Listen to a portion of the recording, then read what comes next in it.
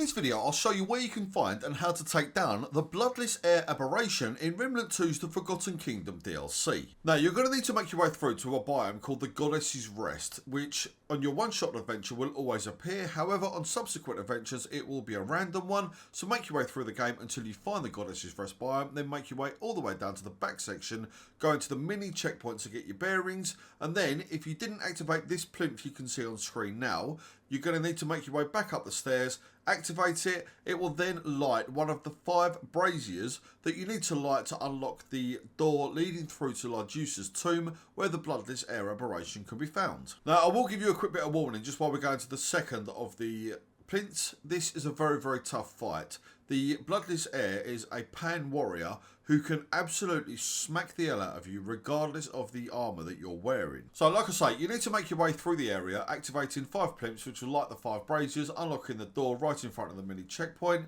Once you've done so, just be prepared for a pretty tough fight. So feel free to pause the video or just use the link down below for the Bloodless Heir Aberration web guide. That will give you all of the locations as well, and I'll jump back in a tick as we're going around lighting up the braziers.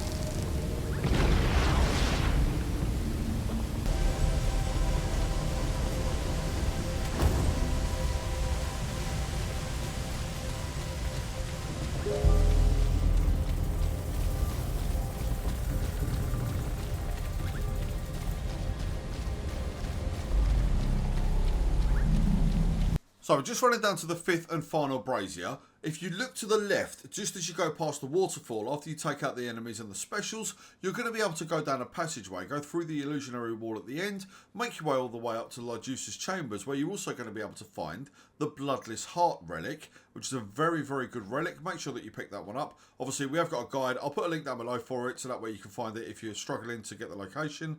And then we're just going to carry on to get the 5th and final brazier. Then you need to make your way back to the mini checkpoint.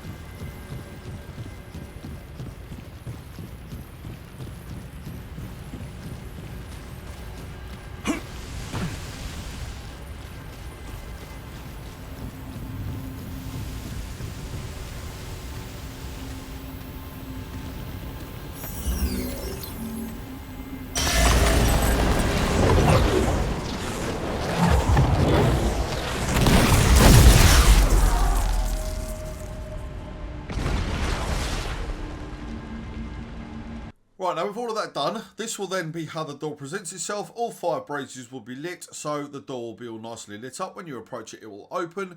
Go over to the altar where Lydusa's statue can be found. Collect the Bloodless crown, which is a headpiece you can wear. You don't need to wear it for the fight, and then interact with the bowl, ensuring that you don't have the cherished fracture in your inventory. If you do, you're going to be able to place it and make Lydusa peaceful. You need to do so without having the cherished fracture, which will then make the Bloodless Heir Aberration appear in. Now, attack-wise, the Aberration will come at you with some fairly difficult to avoid sweeping attacks with its staff, as well as being able to slap you, and being an Aberration, it all determines on how difficult the fight will be, depending on the abilities that the Aberration spawns in with. If it's got Cloner or Shocker, you're going to be up for a very bad time. Me, I was lucky enough to get Vicious and Sand Guards, which meant that he basically done double damage, and he's got these little kind of golems going around shooting at me as well, which makes healing a bit of a pain. So just get in there, most powerful attacks, get this thing taken down. It's one less Aberration you need to worry about. But however you approach the fight, that's a look at how to find and take down the Bloodless Heir Aberration in Remnant 2's The Forgotten Kingdom DLC. If you're a fan of these quick, straight to the point guides, subscribe for more, and I'll see you on the next one.